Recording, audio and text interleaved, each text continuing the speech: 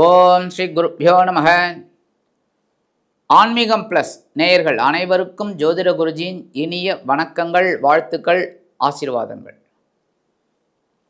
பார்வதி பரமேஸ்வரால் அருளாசியோடும் நவ கிரகங்களின் துணையோடும் இந்த அருமையான காணொளியை உங்களுக்கு வழங்குகிறோம். இந்த காணொளியில் நம்ம பார்க்க போகிறது சூரிய பகவானின் பெயர்ச்சி. இந்த சூரிய பகவான் இதுவரைக்கிலும் கன்னி ராசியில் இருக்கார்.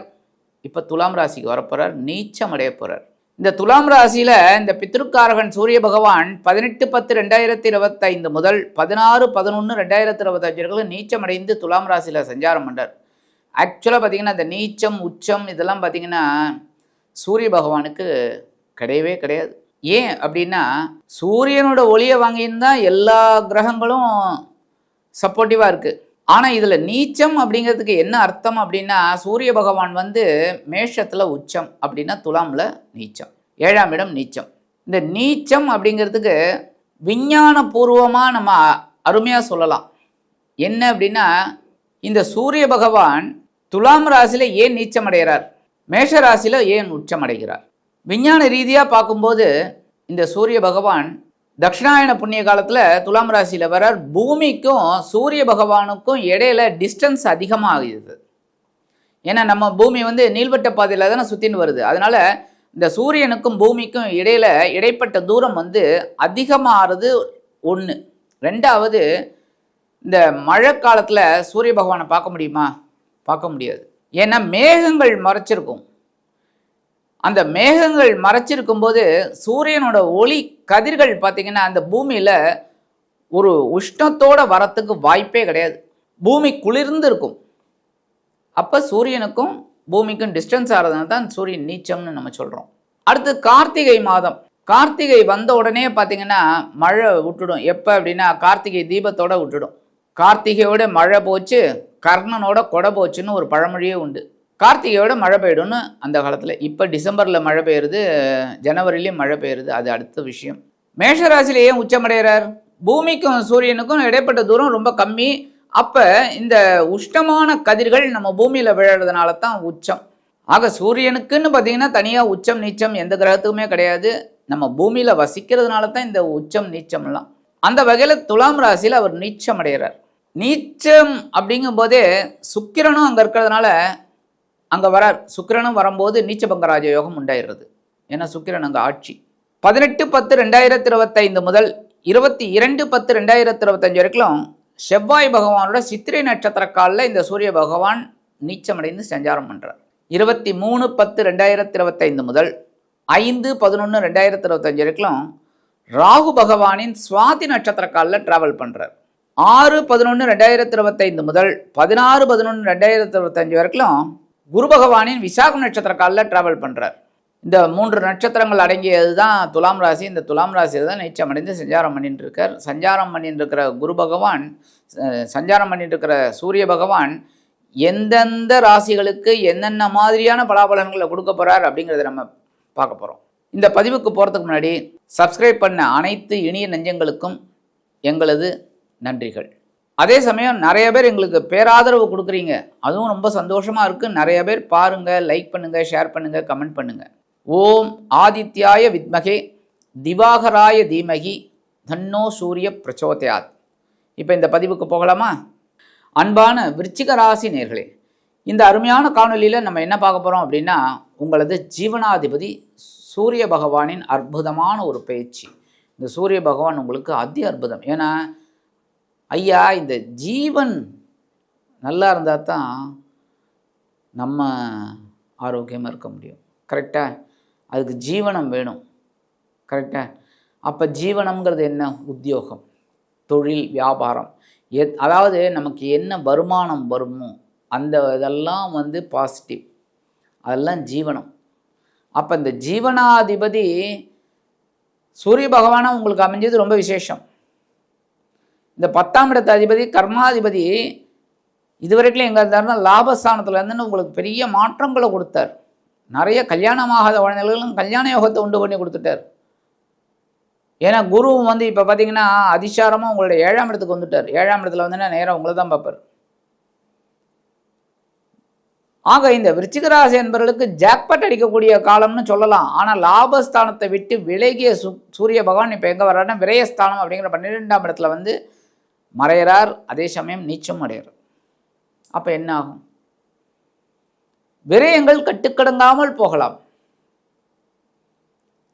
சுப விரயங்கள் கண்டிப்பாக அமையும். திருமணமாகாத குழந்தைகளுக்கு திருமண யோகம் உண்டாகும். கண்டிப்பாக நிச்சயதார்த்தம் பண்ணிடுவீங்க. மிகப்பெரிய மாற்றங்கள் உங்களுக்கு கண்டிப்பாக கிடைக்கும். இந்த மாதம் இந்த விருச்சிக ராசி என்பவர்களுக்கு அதி அற்புதமான ஒரு மாதம்னே சொல்லலாம். ஐப்பசி மாதம் அற்புதமான ஒரு மாதம்னே சொல்லலாம். ஏன்னா இந்த சூரிய பகவான் நீச்சம் அடைந்தாலும் அதி அற்புதமான பலன்களை உங்களுக்கு கொடுக்கக்கூடிய ஒரு அம்சத்தில் இருக்கார். ஆக விரயஸ்தானம் அப்படின்பது இடமாற்றம் இனிமையாக கிடைக்கும். நிறைய பேருக்கு வீடு மாற்றம், இடமாற்றம் அதெல்லாம் நல்லபடியாக அமையும். வெளியூரில் வெளிநாட்டு பயணங்கள் உங்களுக்கு கண்டிப்பாக கிடைக்கும். இந்த காலகட்டத்தில் உத்தியோகத்தில் இருக்கிறவங்களுக்கும், அது இந்த மார்க்கெட்டிங்கில் இருக்கவங்க அவங்களுக்குலாம் வந்து ஒரு அற்புதமான ஒரு வளமான வாழ்வு அமையும் பிரயாணங்கள் மூலமாக. மார்க்கெட்டிங்லனாலே பிரயாணம் தான். ட்ராவல் போக மாட்டேன்னா அப்புறம் மார்க்கெட்டிங்கில் என்ன இருக்குது சொல்லுங்கள்? எல்லாமே ஆன்லைன் டியூட்டியாக கிடையாது, போய்த்தான் ஆகணும். அப்போ இந்த மார்க்கெட்டிங்கில் போகும்போது அவங்களுக்குலாம் அந்த அற்புதமான ஒரு பயணங்கள் கிடைக்கும். அதுமாதிரி தொழில் வியாபாரம் ரொம்ப அற்புதமான ஒரு தொழில் நல்லபடியாக அமையும். என்னதான் விரயஸ்தானத்தில் நீச்சமடைந்தாலும் 18/10/2025 முதல் 22/10/2025 இருக்கலாம் உங்கள் ராசிநாதனும் பகிர்ண ரோகாதிபதியுமான செவ்வாய் பகவானின் நட்சத்திர சாரமான சித்திரை நட்சத்திர காலில் ட்ராவல் பண்ணுறார். இந்த நேரத்தில் உடல் ஆரோக்கியத்துக்காக கொஞ்சம் செலவு பண்ணுற மாதிரி வரும். அதனால் கண்டிப்பாக கவனமாக இருங்க. உணவு கட்டுப்பாடு இதெல்லாம் எடுத்துக்கிறது ரொம்ப நல்லது. இன்னும் ஒரு 5 நாள் சரியா கொஞ்சம் கவனம் எடுத்துக்கோங்க. மற்றபடி உத்தியோகத்தில் பகைமை அதிகரிக்கலாம். சும்மா ஏதாவது ஒன்று நீங்கள் ஏதோ ஒன்று பேச அது பெருசாக போகும். அதனால் பேச்சுவார்த்தையில் கொஞ்சம் கவனமாக இருங்க. உடல் ஆரோக்கியத்தில் கவனமாக இருங்க. அதேமாரி இந்த தொழில் வியாபாரத்தில் இருக்கிறவங்களாம் அந்த கூட்டாளிகளை அனுசரித்து போங்க. இந்த நேரத்தில் சில பேருக்கு எதிர்பாராத ஒரு கடன் வாங்கிறதுக்கு ஒரு சூழல் அமையும். எதிர்பாராத ஒரு கடன், வேறு வழி இல்லை, வாங்கித்தான் ஆகணுங்கிற ஒரு சிச்சுவேஷன் வரக்கூடிய ஒரு காலகட்டம் இது.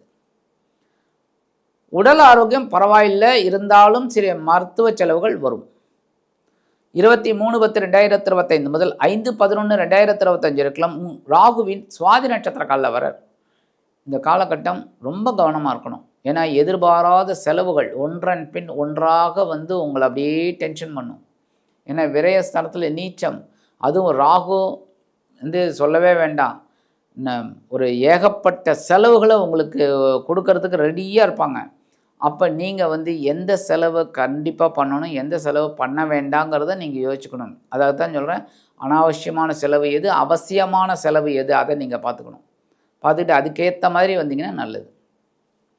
6/11/2025 முதல் 16/11/2025 இருக்கலாம் 2-5 கூட அதிபதி குரு பகவானின் நட்சத்திர சாரமான விசாகம் நட்சத்திர காலில் வர இந்த நேரத்தில் தனவரவு பரவாயில்லைங்கிற மாதிரி இருக்கும். இப்போ ஒன்றும் இல்லை 1000 ரூபா வரணும் அப்படின்னு நினச்சிங்கன்னா 500 ரூபா வரும். 10,000 வரணும்னு நினச்சிங்கன்னா 5000 வரும். அந்த மாதிரி வரத்துக்கு வாய்ப்பு இருக்குது.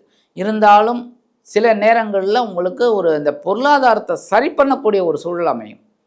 குடும்பத்துக்கு என்ன தேவையோ அதெல்லாம் வாங்கி கொடுக்கக்கூடிய ஒரு சூழல் கண்டிப்பாக இருக்கும். அதுக்காக கடன் வாங்கினாலும் கரெக்டாக பண்ணிடலாங்கிற ஒரு எண்ணமெல்லாம் உங்களுக்கு கண்டிப்பாக கிடைக்கும். இந்த நேரத்தில் ஆன்மீக பயணங்கள் உங்களுக்கு கிடைக்கும். எதிர்பாராத ஒரு ஆன்மீக பயணம் கண்டிப்பாக இருக்குங்க. டக்குன்னு அதன் மூலமாகவே உங்களுக்கு ஒரு பெரிய மகிழ்ச்சி உண்டாகும். குழந்தைகளின் திருமண யோகம் கண்டிப்பாக அமையும். இப்போ இந்த விருச்சிக ராசி அப்படிங்கும்போதே பார்த்தீங்கன்னா விசாகம் 4ஆம் பாதம், அனுஷம், கேட்டை இந்த நட்சத்திர சாரம்தான் அந்த விருச்சிக ராசி.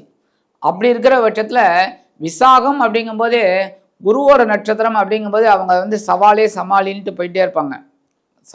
சமாளிச்சிடுவீங்க. ஆனால் இந்த அனுஷம் நட்சத்திரம் அப்படிங்கும்போதே ரொம்ப பொறுமை.